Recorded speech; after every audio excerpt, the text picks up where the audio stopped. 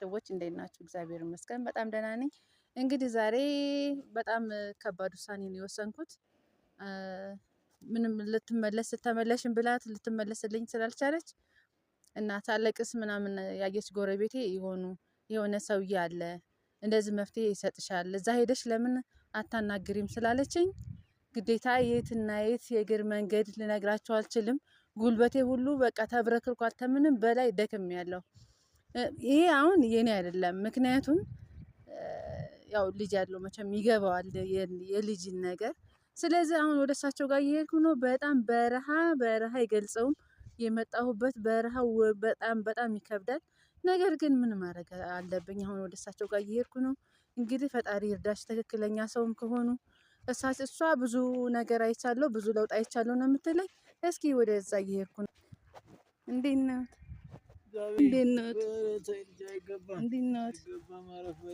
ሰላም ነዎት? እኔ ደህና ነኝ።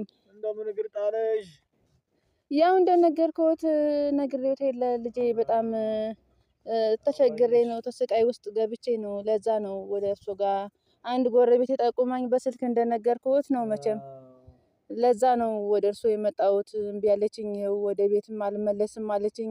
እንደው ልቦናዋን አራርቶ ወደዚህ የሚመለስልኝ ነገር እርሶ ጋር መፍትሄ አለ ብለውኝ ነው እንግዲህ የመጣሁት። ፍቱን መድኃኒት አለ። ስንት ሰው መሰለሽ የፈወስኩት በዚህ።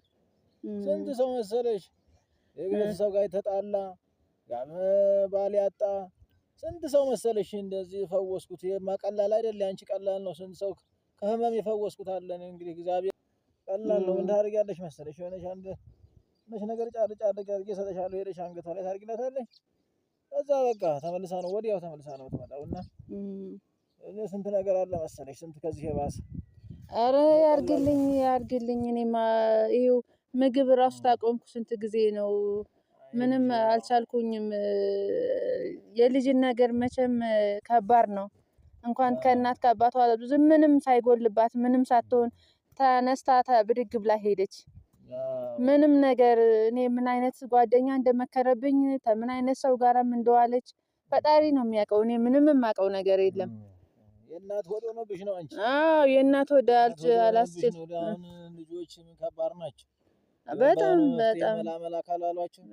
በጣም እኔ ያልሆነ ነገር ላይ እንዳትወርቅብንልኝ አልቻለችም። ምንም ልቦና ሊሰጣትማ አልቻለም። ቆየች? አዎ ቆየች። አሁንማ ወደ 2 ወር ሊሆናት ነው። ከዛም በላይ ይሆናታል። ይሄ ቀላል ነው። ይሄ መድኃኒቱ ቀላል ነው። ምንም ማለት ጥሩ ቦታ መተሻል። አሁን ወዲያው እንትን ትላለች። ችግር የለም አንቺ አትጨናነቂ። እንግዲህ ያው እሷንም ደግሞ መጥፎ ነገር እንዳያማት፣ የማያማት ነገር የሚጠጣ ምናምን እንዳይሆን፣ እንደዚህ መጥፎ ነገር እንትን እንዳይላት፣ ደግሞ እመልሳለሁ ብዬ ደግሞ ሌላ ነገር ውስጥ እንዳላስገባት። የመጥፎ ነገር አላረግም። የሚጠጣ አልሰጥም።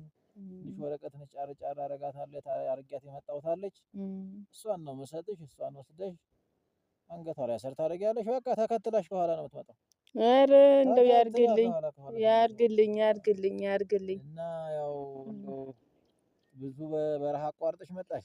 ምን ላድርግ? የተቸገረ ሰው ምን ይደረጋል? እንደዛ ነው እንጂ ምን ይደረጋል? የለም አባቷ የለም አትልኪውም ነበር? አይ አባቷ መቼ እሺ አይልምም። ተሱ ጋራ ተመነጋገር እኔ እሻላለሁ ብዬ ነው። አሁንም አንቺ እያቀበጥሻት ነው እንደዚህ የሆነችው። እያለ እየተጨቃጨቀኝ ስለሆነ ተሱ ጋር መጨቃጨቅ አልፈለኩም። ለዛ ነው እንደዚህ እንትን ያልኩት። በሴት አቅምሽ ገዛ ድረስ። አዎ በጣም አሁን በቃ መቆም ራሱ አልቻልኩም። ጉልበቴ እየተብረከረከብኝ ነው። መቆም ራሱ አልቻልኩም። ይሁን እንግዲህ ጥሩ ነው ያደረግሽው። በበጎ ነው። የመጥፎ ነገር አይደለም። እና ደግሞ የሚወሰድማ አይደለም። ይሄ ወረቀት ነው አንገቷ ላይ መቋጠር ነው። ይሄ ለክፉ አይሰጥም። እንዴ ስንት ሰው መሰለሽ እንደዚህ የመለስኩት? አዎ አለችኝ ጎረቤቴ እኮ እንደው አሁን ትንሽ አቅሜ ደከም እያለ እንጂ ስንት ሰው ነው። እኔ ራሱ እንደው መጥቼ ትንሽ ነበር። አይ እርሱማ ምን መተሻል እንዴ?